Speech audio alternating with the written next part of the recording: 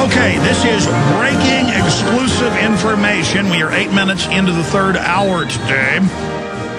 Brigitta-jonsdottir, who led the charge in the Icelandic parliament to say no to the Goldman-Sachs looting of her country. They've successfully seized Greece after selling them derivatives. They've also got it through their parliament to create a media haven for internet freedom. We'll talk about that with her.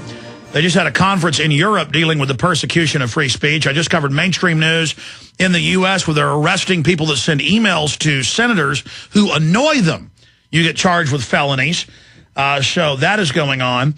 But Brigitta-jonsdottir joins us, and we're really honored to have her. She's a member of the Icelandic Parliament for the Movement Party Group chairperson. And we really appreciate her coming on with us. She's on the Foreign Affairs Committee, Environmental Committee, EU Application Committee, Truth Commission Committee, and the NATO Committee. Brigitta-jonsdottir became a member in 2009 and is now a worldwide leader known for standing up for freedom. Also, when she was on with us last year for the first time, I noticed that Julian Assange, if I'm pronouncing that right, the founder of Wikileaks, was in the background. Jerem was pointing out, I think the Wikileaks founder is in her house. Yeah, there he is. and then now, of course, he's internationally sought. The Pentagon admits they have a task force out.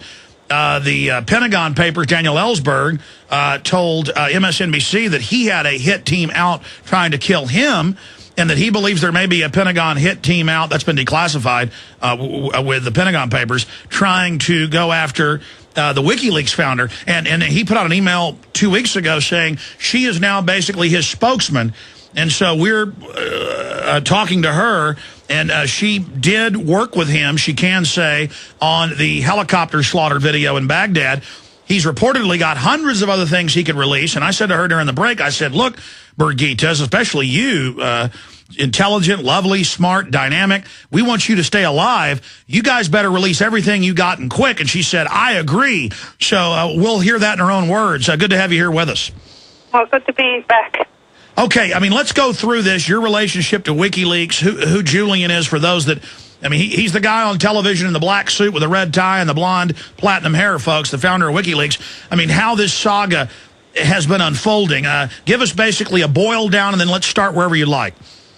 Okay. Well, WikiLeaks became instantly famous in Iceland in August last year when there was an injunction on a story that they had actually leaked. It was an injunction not on our national television, not to broadcast the news about the leak. It was a loan book from one of the big banks. So instead of saying nothing, the broadcaster decided to put a picture of the website on the TV and the URL, and said you can read all about it there. So they became instantly known here and very well thought of.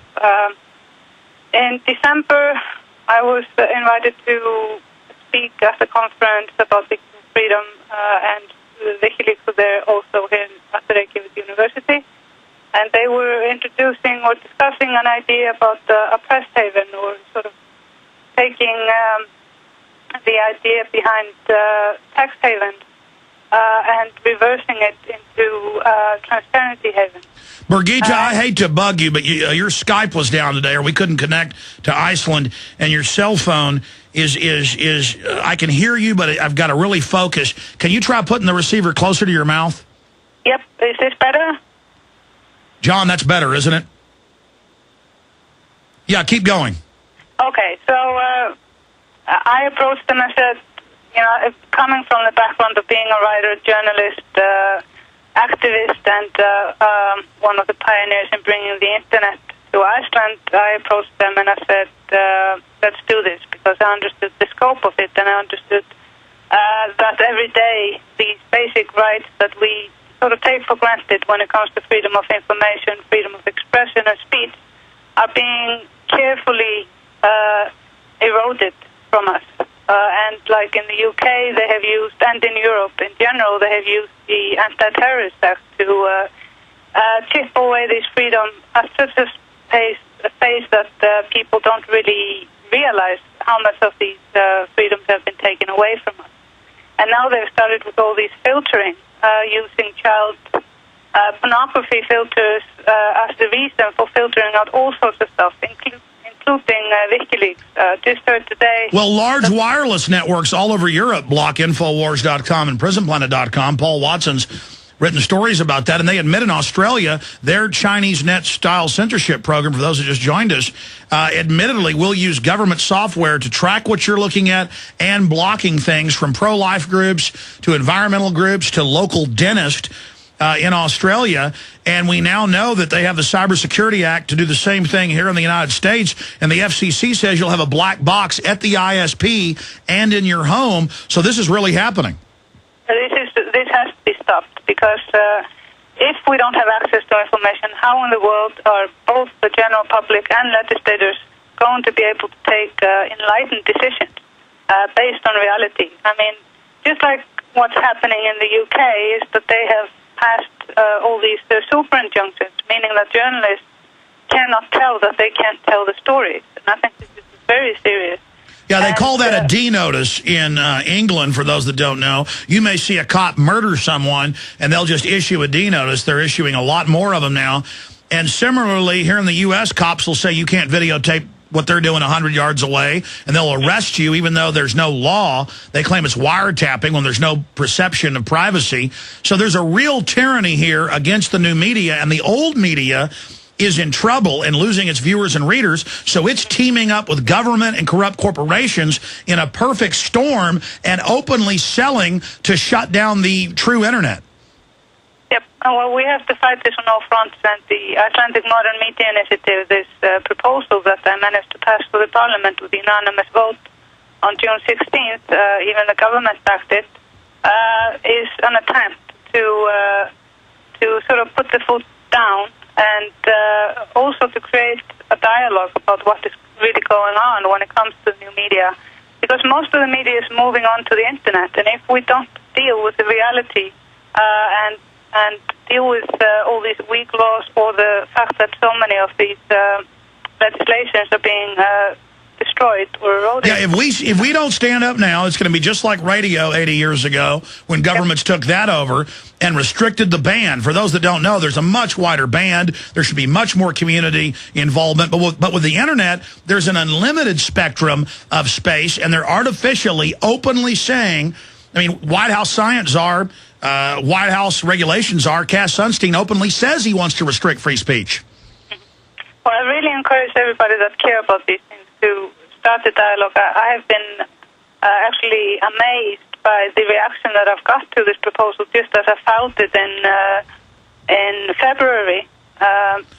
And this idea could spread, just like your idea to have free zones for true internet freedom versus everybody becoming like China. You're offering the alternative of everybody becoming like Iceland, just like you're an example of standing up against the bankers. Well, it's easy to change the Icelandic Modern Media Initiative, the IME, into the International Modern Media Initiative. So I think I am offering this. Iceland can be the icebreaker, and we can pass this. I'm suggesting or tasking the government to change 13 different laws in 4 different ministries. And once we've put all that in place, and there's in particularly a very, very important aspect of this as well, and that is we are bringing together all the best legislation from around the world in order to create this safe haven for not only journalists. Well, Birgitta, respectfully, I want to give you the floor and have you get into that positive thing, but you've got a lot of courage. And let's just get it on record here that Daniel Ellsberg, very well respected, said there were hit teams issued to kill him.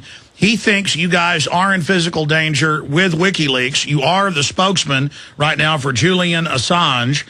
And he is being hunted. He just put out an email today through you and through others that he is going back into complete hiding. And the Pentagon says he is being hunted by them, and he's about to release all this. Can we talk about that first, about your role in releasing the copter murder video? We'll play some of that in the background. And then give us any idea on what it is he's about to release that's got the Pentagon so scared. I mean, they've arrested the military officer that released this and are still holding him with no lawyers right now. Well, just to clarify, Julian Assange, I just acted as a spokesperson for him while he was in hiding in Australia. He has appeared now. He appeared in Brussels last week when we both were attending a seminar at the European Parliament discussing freedom of expression in Europe. So if people want to get hold of him, they can just do that directly through email and stuff like that. Well, we've been trying to get a hold of him, and he's emailed us back a few times. Can you put in a good word to him to get him to come on this show? Yeah, absolutely. But you know, I don't feel that I'm in an imminent danger, or, you know, the reason why Julian has been undercover is just being, you know, using common sense and being cautious.